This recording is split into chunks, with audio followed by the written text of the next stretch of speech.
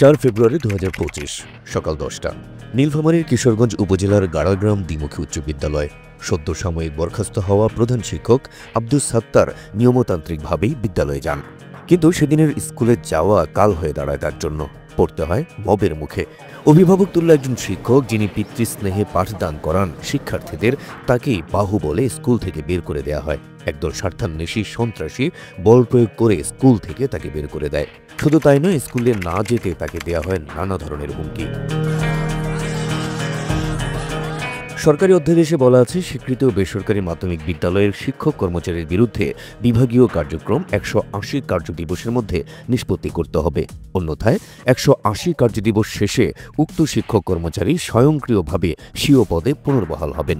কিন্তু এই নিয়মের তোয়াক্কা না করেই পেশি শক্তি খাটিয়ে একটি গোষ্ঠী এমন নেক্কারজনক ঘটনা ঘটান প্রধান শিক্ষক আব্দুস সাত্তারের সাথে। প্রশ্ন হলো, কে এই মবের মূল হোতা? কার নেতৃত্বেই বা ঘটল শিক্ষকের উপর এমন নেক্কারজনক ঘটনা? দীর্ঘদিন থেকে ওখানে প্রধান শিক্ষকের দায়িত্ব পালন করে আসিতেছি। যথারীতি আমি স্কুলে যাই। স্কুলে যাওয়ার পরে কিছু ছেলে আমাকে এসে বিভিন্ন প্রশ্ন করা শুরু করলো। তার মধ্যে ছিল অ্যাডহক কমিটির সদস্য ওয়াজেদ, আর তার নেতৃত্বে ছোটন, বিপুল, শুভ, ঠাকুর, আরও অনেক। এরা আসিয়া আমাকে জোরপূর্বক, আর তারপরে শিপন ধাক্কাইতে ধাক্কাইতে বের করে দেয়। এখন বের করে দিলে শুধু ফ্যান তো গেটেই হয় নাই, এমনকি একটা বের করে দিল বাইরের দিকে। আমার এখানে যেটা সমস্যা হলো, আমি বুঝতে পারলাম না যে কেন তারা এরকম আচরণ করলো আমার সঙ্গে। আর এটার নেপথ্যে আছে অ্যাডহক কমিটির সভাপতি শামীম এবং আব্দুল কাফি তো গ্রহণ করে। সে এখন প্রতিষ্ঠানে আমাকে যাওয়ার বিভিন্ন প্রতিবন্ধকতা সৃষ্টি করতেছে, বিভিন্ন প্রকার মামলা দিয়ে আমাকে জর্জরিত। আমি এ পর্যন্ত মামলা একটা ফেস করতেছি। আমার আগের মতো আমি প্রতিষ্ঠানের সেবা দেওয়ার, আমার 2-2.5 বছর চাকরি আছে, এইটুকু টাইম যেন আমি প্রতিষ্ঠানে কাজ করে যেতে পারি। ভিডিওটি ভালোভাবে খেয়াল করলে দেখা যায়, ছোটন নামের এই ছেলেটি পেছন থেকে ইন্ধন দিচ্ছেন, আর শিপন তৎকালীন অভিভাবক সদস্য ওয়াজেদের ছোট ভাই প্রথম মব শুরু করেন। সেদিনের নেক্কারজনক ঘটনার সামনে থেকে দেখেছিলেন নূর ইসলাম ও আমজাদ হোসেন। আসি দেখি লোকজন, হেডমাস্টার আসছে, হ্যাঁ আমি ওনার সঙ্গে গেলাম। যেতে গেলা উনি বসছে, ছেলেপেলেরা আসিয়া ওনাকে হাত ধরি টানিয়া ধাক্কাইতে ধাক্কাইতে বার করে দিল। হ্যাঁ, ইন্দনদাতা কাফি এগুলো সব পরিচালনা করতেছে, হেডমাস্টার হয়েছে এখন। সদ্যকালীন আসতে থাকি স্কুল, ইদানিং হেড স্যারও তো আসতে থাকে।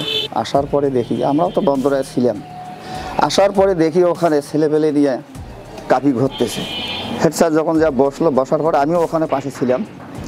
ছেলের পরে লোকগুলো লাগিয়ে দেওয়ার পরে স্যারকে হাত ধরি উঠিয়া ধাক্কাইতে ধাক্কাইতে বাড়ি করে অপদস্থ করে দিল। আমরা কোনো প্রতিবাদ করতে পারলাম না। ছেলেপেলে উগ্র মেজাজ, আর এটা একটা দুঃখজনক ব্যাপার। আর এখানে স্কুলের যে বর্তমান যে অবস্থা চলছে, এখানে স্কুলে কোনো লেখাপড়া নাই।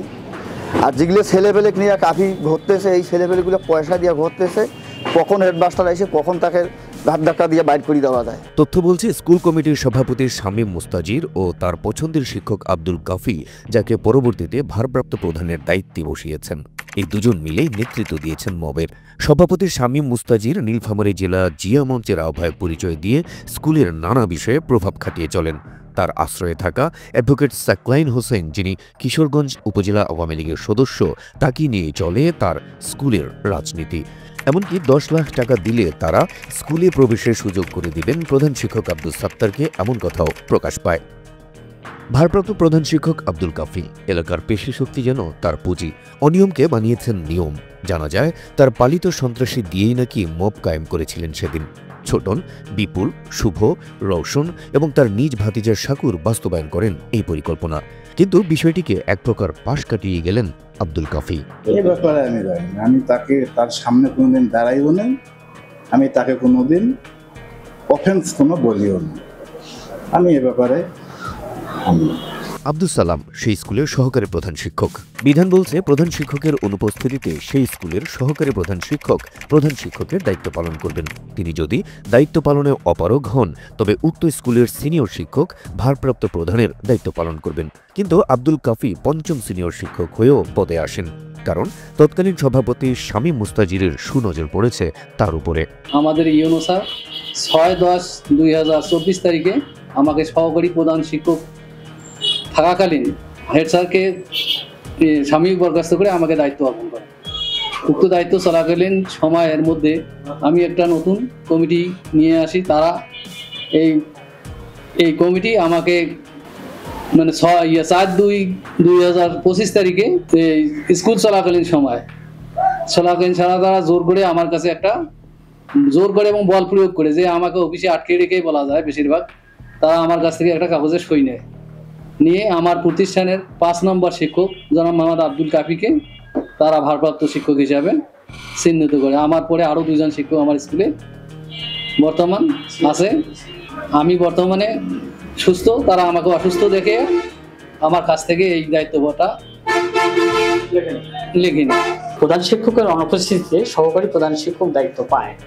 যদি সহকারী প্রধান শিক্ষক দায়িত্ব না নেয় সেই হিসাবে কিন্তু পরের শিক্ষক পায়। তো পরের শিক্ষকও যদি না নেয় তারপরে শিক্ষক কিন্তু পায়, সেই পরের শিক্ষক কিন্তু আমি। তা কিভাবে আমার পরের শিক্ষককে আবার এই দায়িত্ব পেল এটা আমি জানি।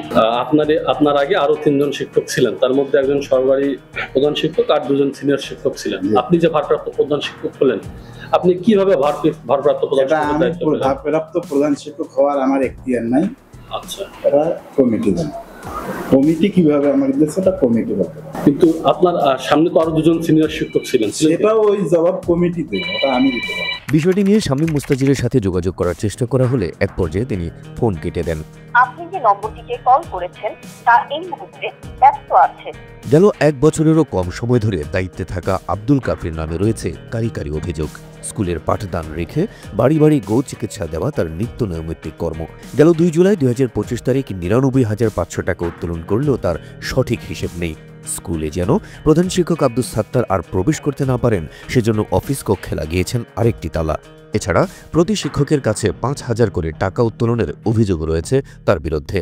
আমাদের কাছে যখন ওই কমিটি নিয়ে আসে, আব্দুল কাফি আসার পরে আমাদের কাছে 5,000 টাকা ওই চাঁদা নেয়। সে চাঁদা টাকা হিসেব চাইতে গেলে তারা আমাদেরকে বিভিন্ন রকম হুমকি ধামকি দেয়। বিদ্যালয়ের উন্নয়ন কর্মকাণ্ডে এই রং করা হয়েছে, রং টাকা উঠিয়ে করা হয়েছে।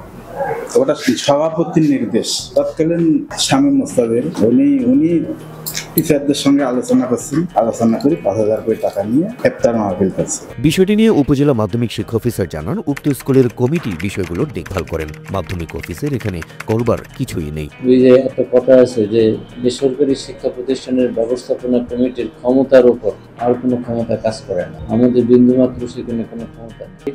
এটা অবশ্যই নিয়ম নয়।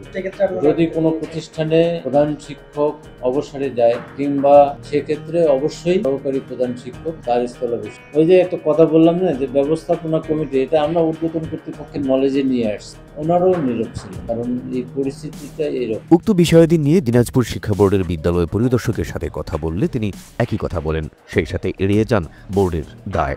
অ্যাকচুয়ালি ওই বিষয়গুলোতে বোর্ডের সিদ্ধান্ত নেওয়ার কোনো ওইভাবে এখতিয়ার নাই, ঠিক আছে।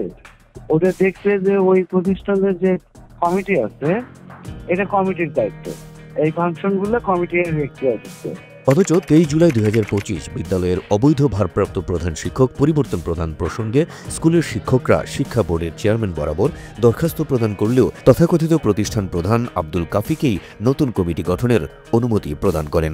এক পর্যায়ে তথ্য চাইলে বিদ্যালয় পরিদর্শক বিরক্তির সুরে বলেন, সাময়িক বরখাস্ত হলে সে স্কুলে যাবে, যে বিধি অনুযায়ী সে প্রতিদিন ওখানে হাজিরাও দিয়ে আসতে হবে। কারণ হচ্ছে সে সাময়িক বরখাস্ত শিক্ষক, সে তো বিধি অনুযায়ী অর্ধেক ফোরকোর্স ভাতা দিতে বলে, মানে বেতন অর্ধেক, অন্যান্য ভাতা পূর্ণ পায়। তার মানে সে তো ইন সার্ভিসই আছে এবং প্রতিষ্ঠান বা গভর্নমেন্ট তো তাকে আর্থিক সুবিধাও দিচ্ছে, কাজে তার জন্য কাজটা যেটা হচ্ছে এই ক্ষেত্রে তাকে প্রতিষ্ঠানে যেতে হবে। সে নিয়মিত হয়তো প্রতিষ্ঠানের ক্লাস দিতে পারবে না, কিন্তু তাকে প্রতিষ্ঠান প্রধানের কাছে যায়, ওখানে যায় দেখা দিতে হবে, হাজিরা দিতে হবে। আব্দুল কাফিরা হয়তো পালিত গ্যাংয়ের বাহুবল দিয়েই থেকে যাবেন বহাল তবিয়তে। মাসের পর মাস যোগ্যরা পাবেন না তার প্রাপ্য আসন। তবে স্কুলের সুন্দর পড়ার পরিবেশ সমুন্নত রাখতে বিষয়টির সঠিক সমাধান চান এলাকার সাধারণ মানুষ।